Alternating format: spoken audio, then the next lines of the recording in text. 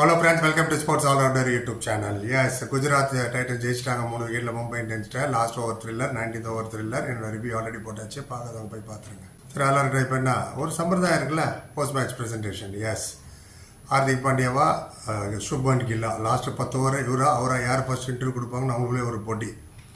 Right, eventually Hardik தோற்றதுனால அவருக்கு தான் first பேட்டி எடுத்தாங்க. ஏன் பிஷப் தான் கேட்டார். அப்புறம் ஹார்திக் டஃப் வே டு லூஸா, இந்த தோற்ற விதம் சரியில்லை பேருங்க அப்படின்னு கேட்டார். சொன்னேன், ஏஸ் டெஃபினெட்லி நாங்கள் நல்லா ஃபைட் பண்ணோம்.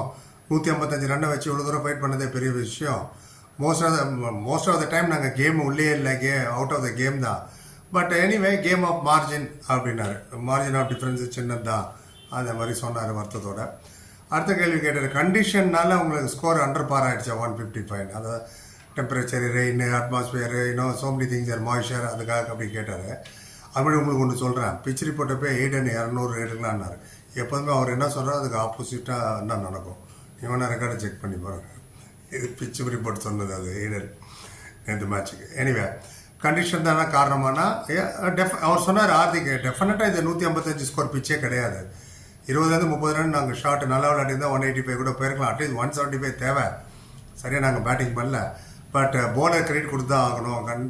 கம்ப்ளீட்டாக ஃபைட் பண்ணாங்க. தி போல்ட் இந்த ரைட் ஏரியா அப்படின்னாரு. எந்த போலர் சொல்கிறா தெரியல. குஜராத் போலர் நல்லா போட்டாங்கன்றா, இவங்க போலர் சொல்கிறா என்ன தெரியல. நீங்கள் சொல்லுங்கள். Credit to the bowlers kept fighting and bowled right area. யாருன்னு ரைட் ஏரியாவில் போட்டால் ஏன் நோ பால் போகிறார் 19வது ஓவரில் தீபக் சார் எக்ஸ்ட்ரா ஒரு பாலை கொடுத்து இப்போ தெரியல 6 அடிச்சது இல்லாமல் அது நோ பாலர் ஜெரால்ட் கோட்ஸ்கி அடிச்சது. இப்போது 7 பால் போட்டிருக்காரு. அப்போது ரன் அவுட் வேறு மிஸ் பண்ணாங்க. எனிவே அதை கேட்டார், சொன்னார் அதான் போலிங் நல்லா போட்டாங்கன்னு. அப்புறம் அடுத்த கேள்வி, நிறைய கேட்சஸ் விட்டீங்க, ரன் அவுட் விட்டீங்க, இதெல்லாம் ஒரு காரணமாக தோல்விக்குன்னு கேட்டாப்புல.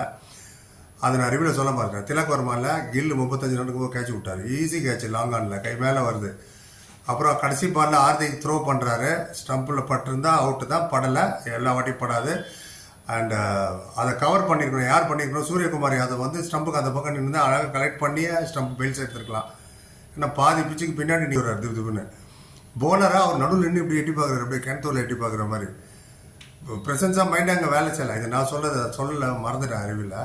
ஸோ அங்கே கூட ரன் அவுட் பண்ணி விட்டுருக்கலாம். எனிவே அது ஒரு பக்கம் இருக்கட்டும். இதே தான் கேட்டார், catches and run out miss ஆச்சு, அதனால தான் நான் கேச்சஸ்னால நான் ஒன்றும் தோக்கலன்ட்டார் டக்குன்னு. அது எப்படின்னு தெரியல. 35 ரனில் கில்லோட கேட்சை விட்டாங்க. Easy catch. அவர் ஜாஸ்தி ஸ்கோர் அடிச்சு போயிட்டார் கில்லு. அது எப்படி கேட்ச்னால தோக்கலன்னு நீங்கள் சொல்கிறீங்க? எனிவே இன்னொன்று ஒத்துக்கிட்டார், நோ பால் தான் மெயின் ரீசன். இவரு 2 நோ பால் போட்டார். ஆமாம், ஒத்துக்கிட்டார். அதை நானே நோ பால் போட்டேன். அது இல்லாமல் லாஸ்ட் ஓவரில் நோ பால் போடுறதெல்லாம் என்னை பொறுத்தவரை இட் இஸ் கிரைம் அப்படின்னாரு. அப்போ ஏன் போடுறீங்க நோ பால்? கிரைம் தான், நானும் மறந்தான் சொல்கிறதா. எக்ஸ்ட்ராவாக தேவையில்லாமல் 30-35 ஒய்டு கொடுத்தாங்க சிஎஸ்கே. அதே நடுவில் சொல்கிறேன்னா இன்றைக்கி மேட்ச் இருக்குது, அதனால் அது சொல்லிக்கிறேன். அப்புறம் சொன்னார், ஐ வெரி ஹாப்பி, பாய்ஸ் 120% கொடுத்தாங்க. அண்ட் தி மேக் ஷுர் நாங்கள் கேமில் இருந்தோம் கடைசி வரைக்கும், கிவ் அப் பண்ணவே இல்லைன்னு. அண்ட் நோ பால் தான் போட்டு தான் கொஞ்சம் தவறாகிடுச்சுனாரு. நான் இப்போ சொல்லலாம், தப்பாக எதுனா தான் அள்ளிறப்ப தேவை. ஏன் தப்பாக எதிர ஏன் நோ பால் போடுறோம்? அப்புறம் ஏன் புலம்பணும்?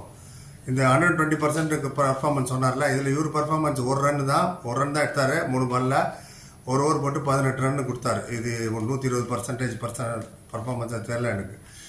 நான் தான் தப்பாக கேட்டேன்னா தெரியல, கரெக்ட் பண்ணுங்கள். ரைட், அப்புறம் கடைசி ஒரு கேள்வி, 6 கன்சிக்யூட்டிவ் மேட்சாக ஜெயிச்சுட்டே வந்தாங்க. 6 மேட்ச் லைனாக ஜெயிச்சுட்டு வந்தாங்க. அண்ட் இப்போ ரெயின் பிரேக் வந்ததுனால, மாய்ச்சர் உள்ளே வந்ததுனால, அதனால தான் மேட்ச் பார்த்தீங்களா, அதை பற்றி கொஞ்சம் சொல்லுன்னு சொன்னார் ஹார்திக். நம்ம ஃபர்ஸ்ட் இன்னிங்ஸ் கிரவுண்டு வந்து அவ்வளோ வெட்டாக இல்லை அவுட்ஃபீல்ட்லாம். பட் நாங்கள் போலிங் போடும்போது பயங்கர வெட்டாகிடுச்சு அவுட்ஃபீல்டு. அண்ட் அது ஹெல்ப் பண்ணலையான்னு எனக்கு சொல்ல தெரியல. ஃப்ராங்காக ஒத்துக்கிட்டார். I don't know whether it help or not. But டிஃபிகல்ட்டாக இருந்தது கண்டிப்பாக. அப்பப்போ மழை வர்றதே ஒரு டிஸ்டர்பன்ஸு. இன் அவுட்டு ஸ்டாப்பேஜ் இந்த T20 கேம் வந்து டிஸ்டர்ப் தான் ஆகும் இருந்தார். அது என்னமோ கரெக்ட் தான். ஒவ்வொரு ரெயின் பிரேக் ஸ்டாப் அப்படின்னு பாருங்களேன், விக்கெட் விடும் எப்போவுமே. அது டெஸ்ட்டோ, ஒன் டேயோ, T20யோ, ஃப்ரான்ச்சைசி கிரிக்கெட்டோ, எனிதிங். எனிவே இதுதான் அவர் சொன்னார் வருத்தத்தோட. எனிவே இன்னும் 2 மேட்ச் இருக்குது, பாப்பா என்ன பண்ண போகிறாங்கன்னு அப்டேட் பண்ணுறீங்கன்னு நினைக்கிறீங்க. இவர் சொன்ன கருத்தெல்லாம் கரெக்டாக இல்லையா அப்படின்னு உங்கள் கருத்து சொல்லுங்கள். கூட பார்த்து லைக், கமெண்ட், சேனல், சப்ஸ்கிரைப் சொன்னீங்கன்னா தேங்க்யூ ஸோ மச்.